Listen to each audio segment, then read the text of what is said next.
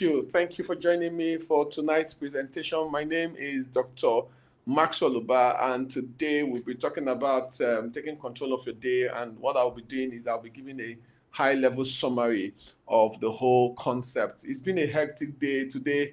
I was in a training on the island. From there, I moved to a church to go and minister, and I just ran back to come and do this. So if you don't mind, I'll put off my video so that once I put the presentation on, I'll put off my video so that we can just focus on the presentation. So, can you see my slide? Anybody? I know there's somebody that's joined me. Can you see my slide? Once you can see my slide, that's fine. Can you see my slide? Okay, thank you. So I just want to, if you are joining me from any platform, can you just send a message so that I can welcome you. Okay, yes, thank you, John, thank you, Daniel, thank you. So I'd like to welcome everybody here this evening.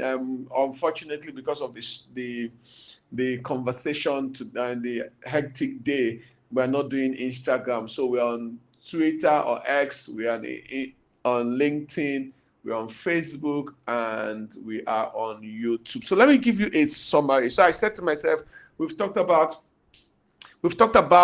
taking control of your day. So this is if I had to summarize everything that I have taught over the last 4 weeks, so that if you don't listen to all the 4 videos and you just listen to only this video, you will get everything that I have covered in 4 weeks. What is the summary? So I want to use an acronym.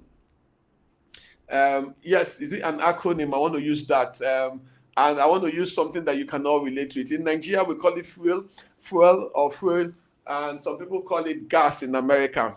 So that's in Nigeria. So I want to use the concept of gas, GAS, to talk about the summary of everything that I've taught over the last 4 weeks. So what does G stand for? In the concept, G stands for your goals. So if you want to use the concept of gas to add gas to your car to have a great day, G stands for your goals. A great day, it's impossible without having goals for that particular day. And I say you must have daily goals in order for you to have a great day. So I'll give you a summary. A stands for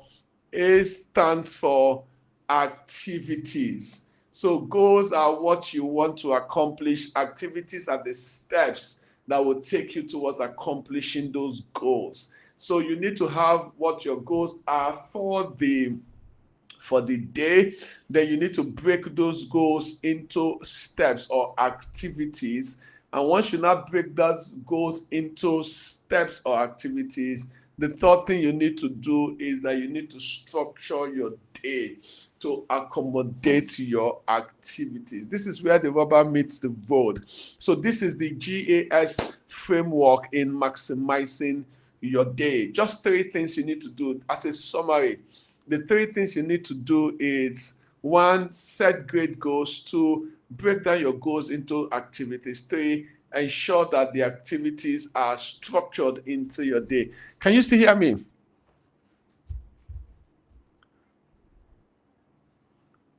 Can you still hear me? Okay, thank you. So that's what I just wanted to say as a summary. The 3 things I want you to think about, to remember, in order to maximize your day, because next week we might be starting something different. So I just said, okay, we've covered a lot.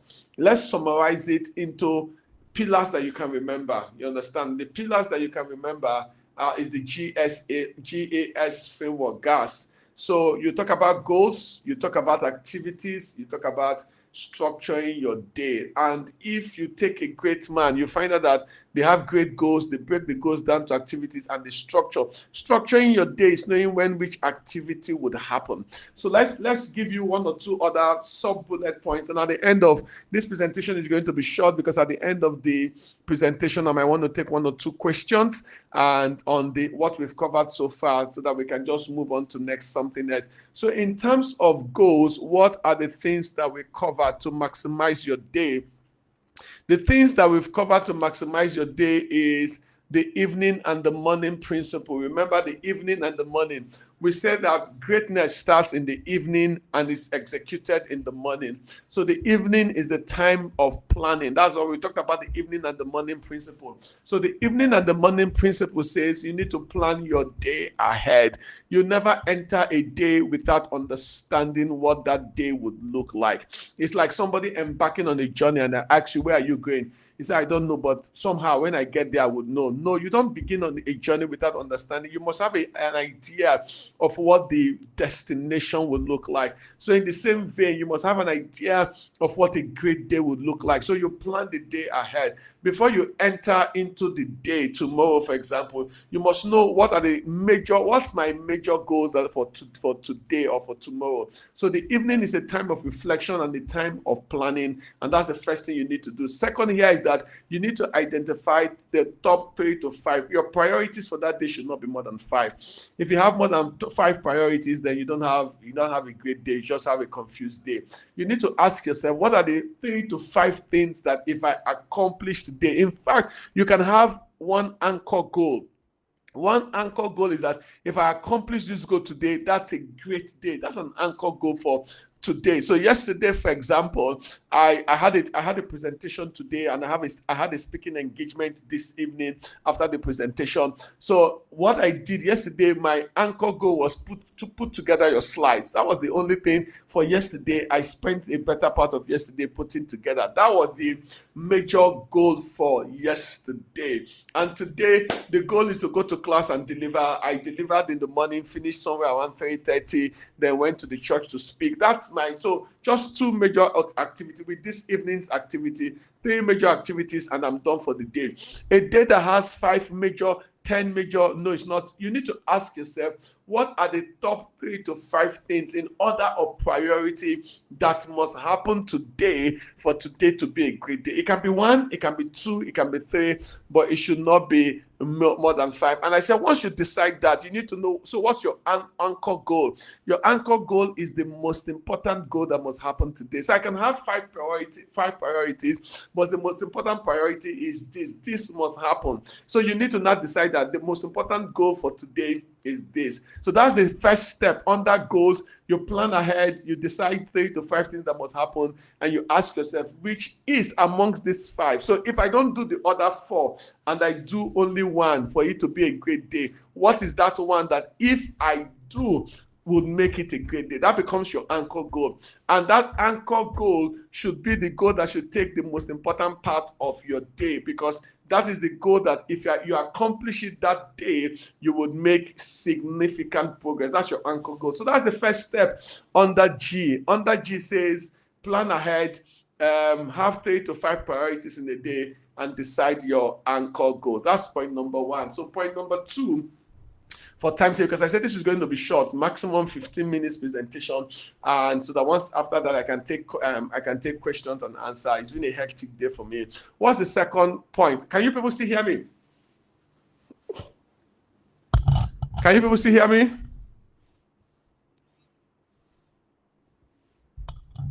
Okay, thank you. So let's go to point number 2. What's point number 2? Point number 2 now is activities. A.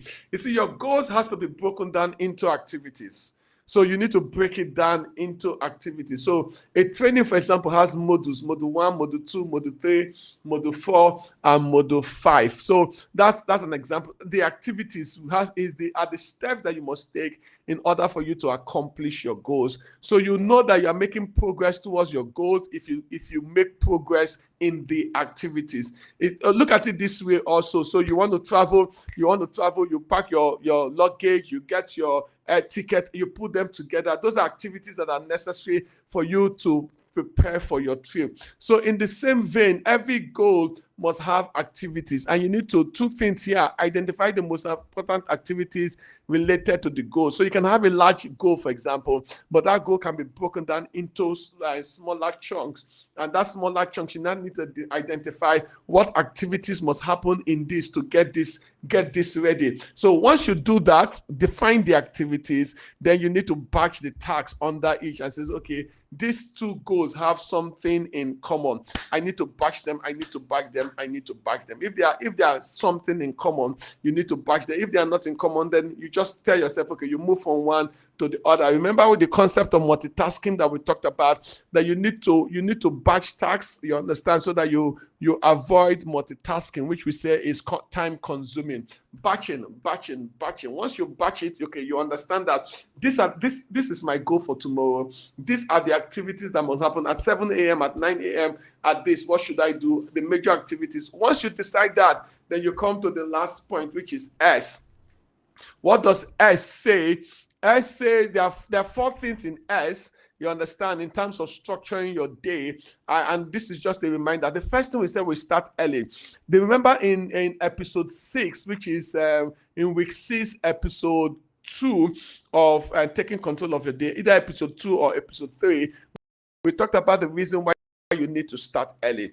We said for energy starts high in the morning, and ebbs during the afternoon and goes high in the evening. Why distraction starts low in the morning and goes in the afternoon and comes down in the evening. And we said, so in the morning, you notice something in the morning. Energy is high in the morning, distraction is low in the morning, and late in the evening, energy is also high for some people and distractions are low. During the midday, there's a lot of distraction. So we said when you start early, you do 2 things. Number 1, you use the maximum energy. You use the maximum energy when you start early, maximum energy. And number 2, you have the lowest distraction. So when you combine high energy, low distraction, we call that your ZOP, zone of peak productivity. So people's zone of peak productivity is usually early morning or late at night. That's why some people say, I do my best work at night. I do my best work early in the morning. So people's zone of peak productivity. But once you start early, you can get a lot of work done when you start early. So that's the first thing we said in structuring your day. Start early. And everybody here can benefit from starting early. For some people, starting early is 7 o'clock. For some people, it's 6 o'clock. For some people, it's 8 o'clock, depending on the kind of job that you do. But starting early, just ensuring that energy that you have that is high in the morning, you use it for something that is significant and you get things done. The second thing we said here is that you need to schedule your demanding tasks. And I want to call this your anchor goals or the challenging tasks during the times where you know you can focus on it.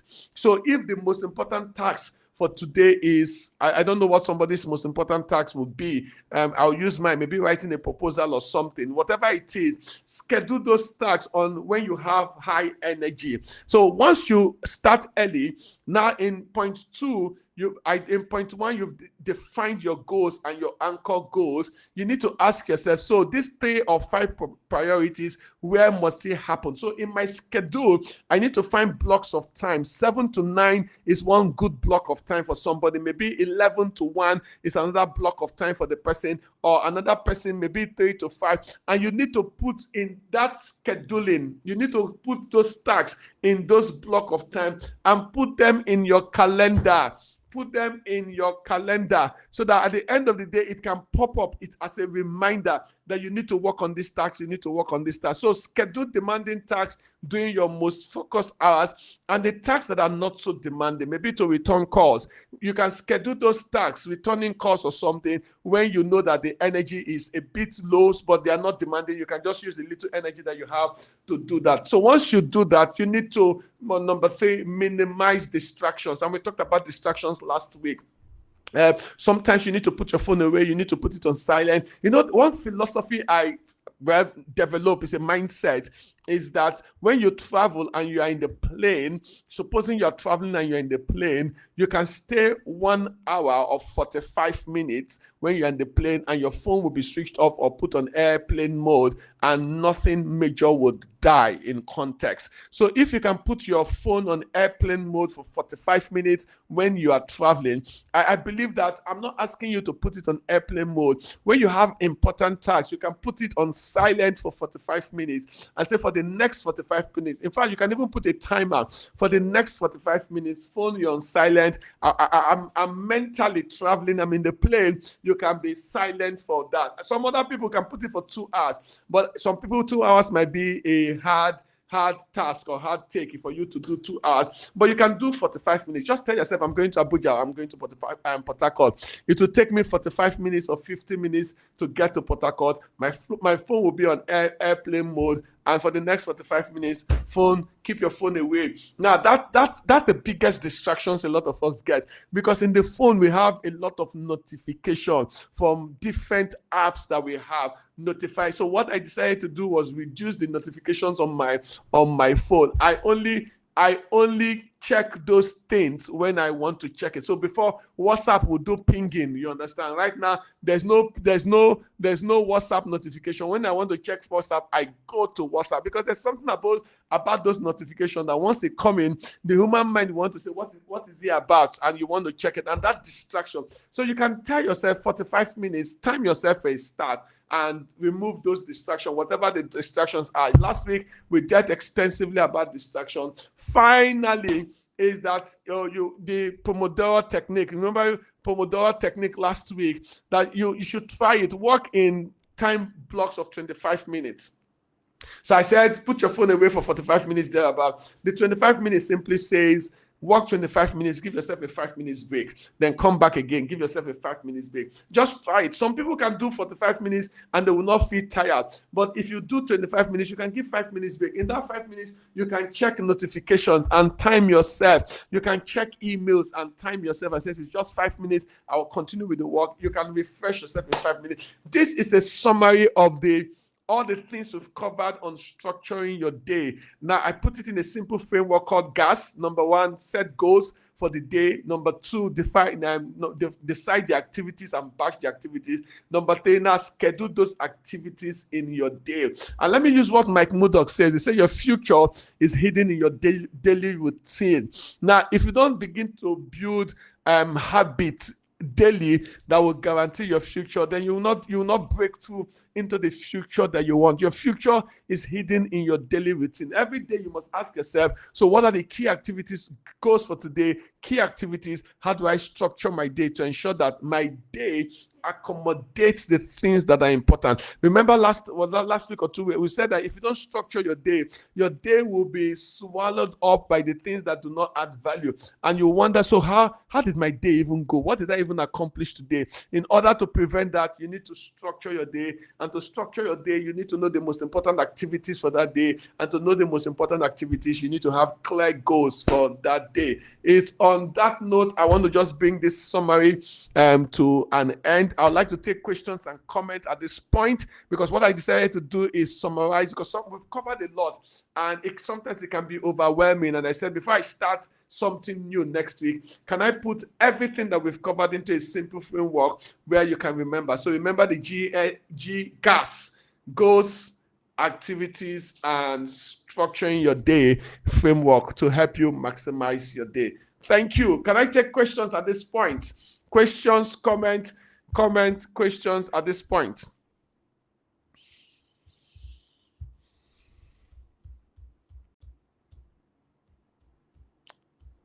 Hello, can you people hear me?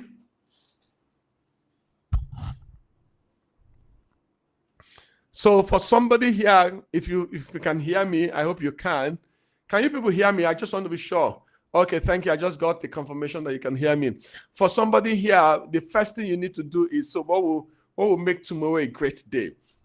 Excuse me. What will make tomorrow a great day? And Ralph Waldo Emerson says that the years will reveal what the days will never teach. It's one of my favorite quotes. The years will reveal what the days will never teach. What it simply means is that if you see, time, 24 hours looks so small and meaningless, but when you put 24 hours in together and they form a string of 365 years, and you multiply that by the number of years, 5 years down the line, you will look back and ask yourself, so what did I do with my time? He says the years will reveal what the days will not teach. So one way to maximize the year, you understand, is starting by maximizing the day. And a simple framework of maximizing the day is having goals, deciding your activities, and structuring your day in to accommodate that. Any question? What can you do? What if I set a goal for the day and something else comes up? Now, the question you need to ask yourself, that's something else that came up, Is it more important than the goal that you have set? Something else came up. So let's say I've set a goal for the day. My boss calls me and my boss gives me an assignment. Yes, I have a personal goal that I've set or something I want to do, but because I work in an organization, if my boss calls me and gives me an assignment, that assignment is important. So let me give you a classic example. Now, I am doing a recording on strategy, and I've started working on it. Sometimes almost every night, I'm doing a recording on strategy. So yesterday, I was supposed to work on module 3 on that course, the online videos on strategy that I'm putting together and all that. So when yesterday I was supposed to work on it, and in the afternoon, I just got a call. I got a call from the client that I did the training today. I said, Maxwell, you did not respond to my email. I said, I did not see your email. I said, I sent you an email to an email address and the rest that the training is holding tomorrow. Now, look at this. I'm doing a recording on strategy, but there's a training that is holding tomorrow. Something else has come up. But what came up is more important than what I planned for the day. So I had to stop the recording I was doing on strategy to start yesterday afternoon, all through yesterday evening, to put together the slides. So the first thing you need to ask yourself, this thing that came up, is it more important? So in terms of priority, it's urgent, but in terms of priority, is it more important? If it's more important, what you need to do is that you need to keep your goals by the side and you will revisit it. So tomorrow, for example, I will continue the module on strategy that I'm working on. Now, if it is not more important, but it is urgent, if it's something that I need to quickly sort out so that I can continue focusing on my goals. So I'm working on something, I have a customer who comes and the customer is complaining. That customer's complaint is urgent. It might not be more important than what I'm doing, but it's urgent. And if I don't address that customer's complaint, it can snowball. So I can also, at that point, pause what I'm doing, address the customer, then come back. So is that prioritization and say, this thing that came up, is this something that can wait? If it can wait, then is this something that I can delegate? So can I delegate this thing that came up? Can I do it immediately? Can I delay it? So you can use the 3 Ds. Can I delay it? Can I delegate it? Can I do it immediately?